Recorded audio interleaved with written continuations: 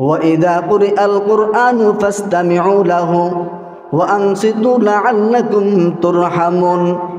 সমাজের মধ্যে আরেকটা ফিতনা চলমান আছে। ওই ফিতনাটা কি? অনেকে বলে সমাজের মধ্যে কোরআন শরীফ যখন ইমাম সাহেব পাঠ করে, আমরা বলি কি মুক্তাদিরা চুপ করে শুনবে, মুসল্লিরা চুপ করে শুনবে। কিন্তু কিছু কিছু মানুষ ফিতনা ছড়ায়, ইমাম সাহেব যখন কেরাত পড়বে, ইমাম সাহেবের কেরাতের সাথে মুক্তাদিরাও কেরাত পড়বে না। এই আয়াতের মাধ্যমে আল্লাহ পাক জানিয়ে দিয়েছেন, ওয়াইদা কুরিআল কুরআন ফাসতামিউ লাহু আনসিতু লাআল্লাকুম তুরহামুন।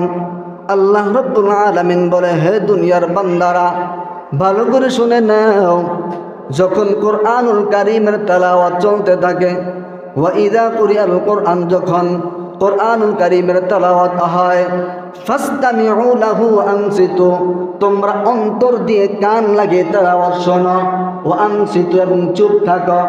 তেলাওয়াত চলবে, আমি কোনো কথা বলতে পারবো না। এখানে আমাদের মুয়াজ্জিম সাহেব বসে বসে তেলাওয়াত করতেছিল, হঠাৎ করে আপনারা আসছেন, আসার পর যদি কথা বলেন, আপনাদের আমলনামার মধ্যে গুনাহ লিপিবদ্ধ হবে। বসে চুপ করে কোরআনের তেলাওয়াত শুনতে হবে। এই কোরআনের তেলাওয়াত শুনলে আমার কি ফায়দা হবে? আল্লাহ রাব্বুল আলামিন জানায়া দেন, ওয়া আনসিতু লাআল্লাকুম তুরহামুন। তোমরা যদি চুপ করে অন্তরের কান লাগাইয়া কোরআনুল কারীমের তেলাওয়াত শোনো, আমি আল্লাহ রাব্বুল আলামিন এমত অবস্থায় তোমাদের উপর আমি আল্লাহ রাব্বুল আলামিন আসমান থেকে সাকিনা বর্ষণ করব, রহমত বর্ষণ করব। কেউ কোরআন শরীফ তেলাওয়াত করতেছে, আপনি পাশে এসে বসে সুন্দর করে তেলাওয়াত শুনলেন, যে ব্যক্তি পড়ে তার উপর রহমত, আর যে শুনতেছে তার উপর রহমত।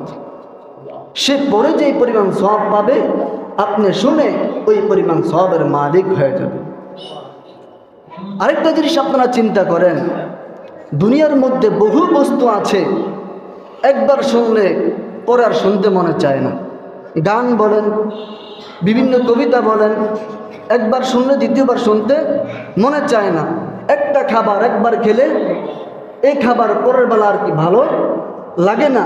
কিন্তু কোরআনুল কারীম এমন একটা কিতাব, এমন একটা কোরআন, ইমাম সাহেব জোরে আওয়াজে মাগরিব থেকে নিয়ে ফজর পর্যন্ত, মাগরিবের নামাজে, ইশারের নামাজে, ফজরের নামাজে জোরে জোরে সূরা ফাতিহা প্রতিদিন পাঠ করে এই পর্যন্ত একটা মানুষ পাওয়া যায় না যে হুজুর প্রতিদিন শুধু সূরা ফাতিহা পড়েন, আমাদের কাছে তো ভালো লাগে না, সূরাটা একটু পরিবর্তন করে পড়েন। এরকম কেউ বলছে?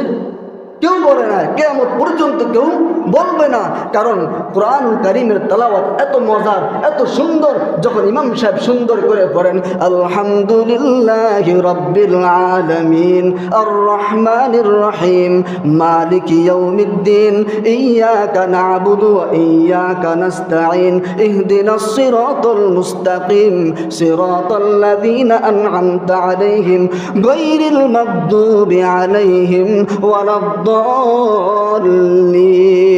যখন ইমাম সাহেব সূরা ফাতিহা পড়তে থাকে আর মুসল্লিরা যখন অন্তরের কান লাগাইয়া কোরআন শরীফ শুনতে থাকে, মনে হয় অন্তরের মধ্যে এমন এমন অবস্থা তৈরি হয়ে যায়, মনে হয় আসমান থেকে আল্লাহ রাব্বুল আলামিন সরাসরি রহমত আমার কলবের মধ্যে পয়দা করতেছে। ঠিক কিনা জোরে বলুন।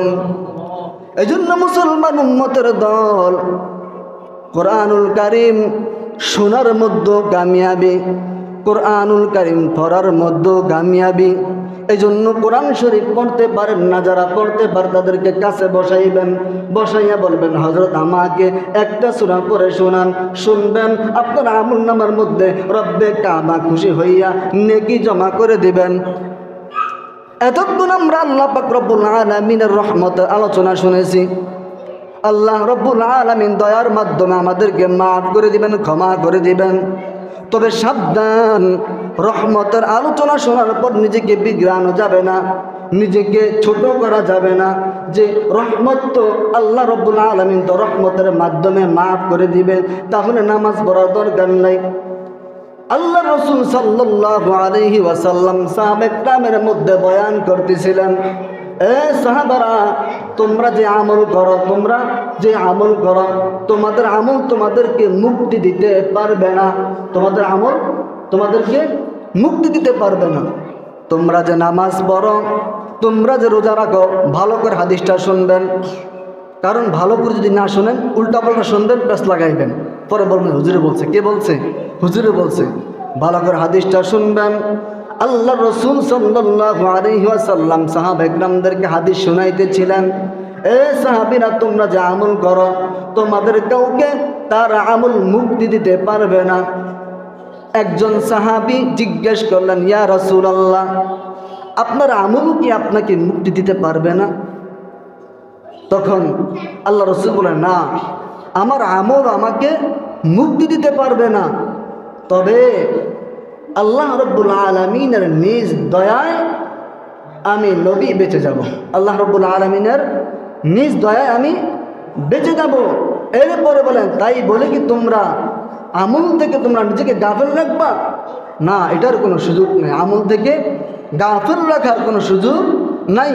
যদি সুযোগ থাকতো তাহলে সরদারত আলম নবী, যিনি দু জাহানের বাদশাহ, যিনি দুনিয়ার বাদশাহ, পরকালের বাদশাহ, যদি আমল থেকে বিরত থাকার সুযোগ থাকতো, তাহলে নবী আলাইহিস সালাতু ওয়াস সালাম দিনে এবং রাতে আমল করে, ইবাদত করে তার পাওকে ফুলাইতেন না। অনেক কষ্ট করে গেছেন, অনেক আমল করে গেছেন। এই আমল তো আমাদের জন্য নাজাতের জরিয়া হবে, আমল আমাদের জন্য কি হবে? ওসিলা হবে। এই যে আল্লাহ পাক সুস্থ রেখেছে, আমি আজকে জুমার নামাজ পড়তে আসতে পেরেছি। জুমার নামাজ পড়ব, আল্লাহর দয়া না থাকলে কি পড়তে পারতাম না। দয়া আছে, আমল করতেছি, এই রসিলায় কাল কিয়ামতের ময়দানে আমার নামটা রব্বে কাবা জান্নাত হিসাবে ঘোষণা করে দিবে।